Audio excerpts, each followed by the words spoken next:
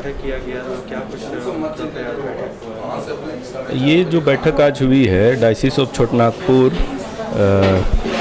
Church of North India के द्वारा बैठक हुई है, और दिल्ली के द्वारा जो हमारा सिनोड जो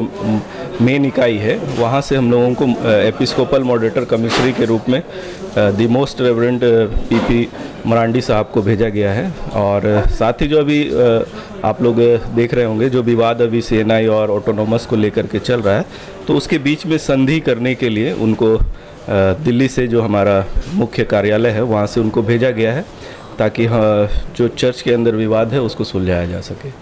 इसके लिए। और विशेष तौर पे आज हम लोग बैठे आगे की रणनीतियों को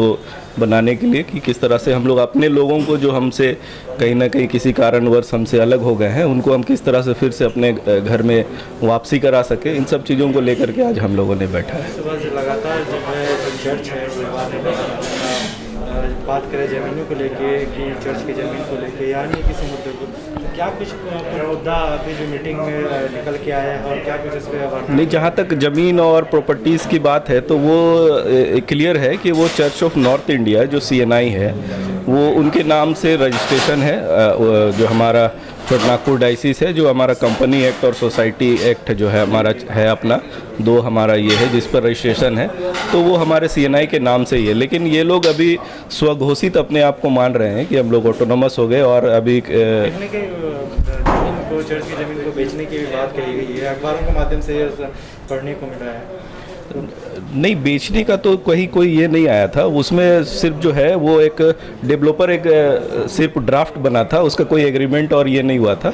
लेकिन उसी ड्राफ्ट को लेकर के आपस में कुछ विवादें जरूर हुई थी। ड्राफ्ट बना था, वो एग्रीमेंट अभी भी निबंधन में कहीं भी ये नहीं है, तो वो ड्राफ्ट था सिर्फ, वो एग्रीमेंट और ये ऐसा कुछ नहीं। लगता है इस मीटिंग के बाद क्या जो है विवाद जो है वो खत्म हो पाएगा? निश्चित तौर पे हम, क्योंकि जो अभी हमारे एपिस्कोपल मॉडरेटर कमिश्नरी बनाए गए हैं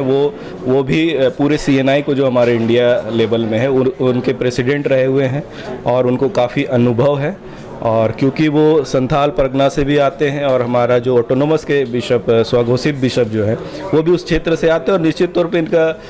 क्लोजनेस रहा है और पारिवारिक ये भी रहा है, तो ये से भी आपस में ये मेल मिलाप के काम के लिए निश्चित तौर पे एक अच्छा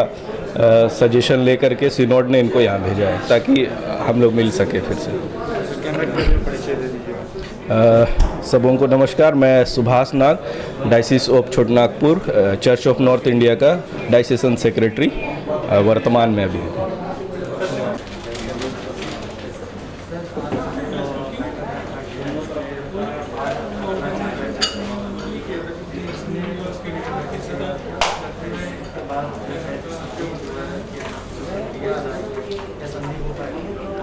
पहली बात तो मैं आया हूँ यहाँ इस डायसिस में शांति को बनाए रखने के लिए,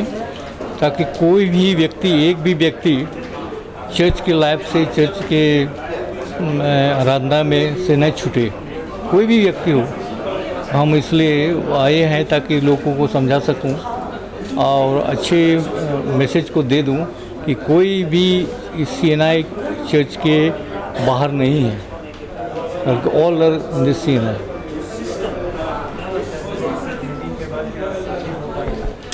देखिए, कोई भी चीज़ परिवार में भी जब झगड़ा होता है तो टाइम लगता है, पति पत्नी बात नहीं करता है, माहौल बिगड़ जाता है। तो ये तो बड़ा चर्च है, बड़ा चर्च में बहुत तरह की सोच रखते हैं और इसलिए हम लोग दुआ कर सकते हैं, और वही हमारा जो मेथड है कि प्रेम संदेश जा करके वो लोग के दिमाग में घुसे और अच्छे से फिर से अपना चर्च में रहें। अभी बिशप ऑफ पटना डायसिस हूँ, अब farmer moderator of the church of North India जो सबसे बड़ा पोस्ट होता है उसमें मैं था। तो जब टेन्योर ख़त्म होता है 6 साल तक रहता है या 3 साल तक रहता है, इसके बाद फिर से बिशप ही रहता है डायसिस में। अभी मुझको इस डायसिस का कमिश्नरी बनाया, मेरा नाम है